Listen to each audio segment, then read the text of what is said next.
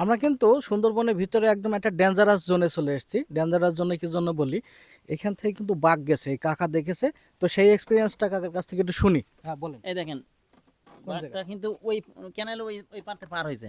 ওইখান থেকে পার হ্যাঁ, হয়েছে, পার হ্যাঁ। পার হয়ে কিন্তু তখন ক্যানেলে পানি ছিল না, পানি ছিল না, কম হ্যাঁ। ছিল। কম ছিল। ওখান থেকে এসে এই দেখেন এই যে পায়ের ছাপ এইখান থেকে উঠে এই যে এইখান থেকে উঠে চলে গেছে এই দিকে চলে গেছে।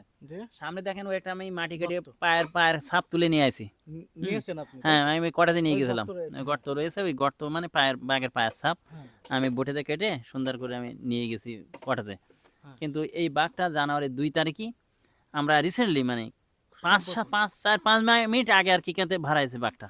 ও, হুম। তারপরে আপনি আমি ঢুকেছেন? তারপর ঢুকেছি, একটা আমার গেস্ট ছিল বিদেশি, ওনার এই পায়ের ছাপ দেখলাম, দেখেন এই যে বাঘ চলে গেল কেবল। হুম। হুম, উনি দিকে তো অবাক। বিস্মিত হয়ে গেছে। হুম। যে তো কি এটা আপনি তুলে নিজে কি করেছেন, এই সাপটা? আছে, কটেজে আছে। মানে সংরক্ষণ করেছেন? হ্যাঁ, হ্যাঁ, হ্যাঁ। আচ্ছা, তাহলে আমি ওইটা দেখবো। আপনি কি কখনো আগে সরাসরি বাঘ দেখেছেন? না, আমি সুন্দরবনে আমার সামনাসামনি কোনোদিন বাঘ দেখিনি আজ পর্যন্ত। আমি আচ্ছা, তো সবসময় বনে চলাফেরা করি, তা আমি সরাসরি। দেখিনি।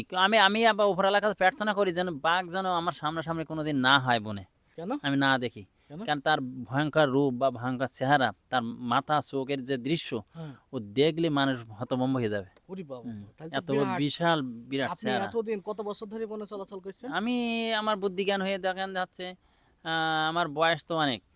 কত? আমার যখন 15-16 বছর বয়স, সেইখান থেকে আমি বনে চলাফেরা করি। আচ্ছা, আচ্ছা। হ্যাঁ। তখন থেকে হুম, আপনি যেহেতু মানে সে 15-16 বছর বয়স থেকে এখন পর্যন্ত বনের ভিতরে চলাচল, হুম, সেই মানুষ যদি বাঘ দেখে ভয় পায়, হুম, তাহলে তো আমাদের কোনো কথাই নেই, আমরা তো হুম, প্রায় নেই। হুম, হুম, ঠিক আছে?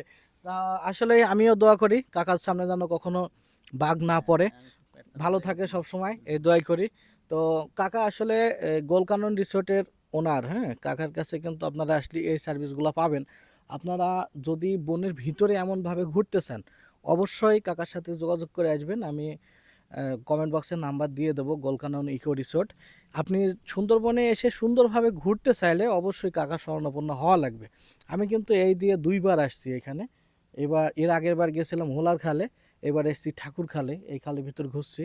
এখানে দেখুন কত সুন্দর দৃশ্য। এই দৃশ্যগুলো কিন্তু আপনি যতই যাই করেন দেখতে পারবেন না অন্য কোনো জায়গায় যত টাকায় খরচ করেন।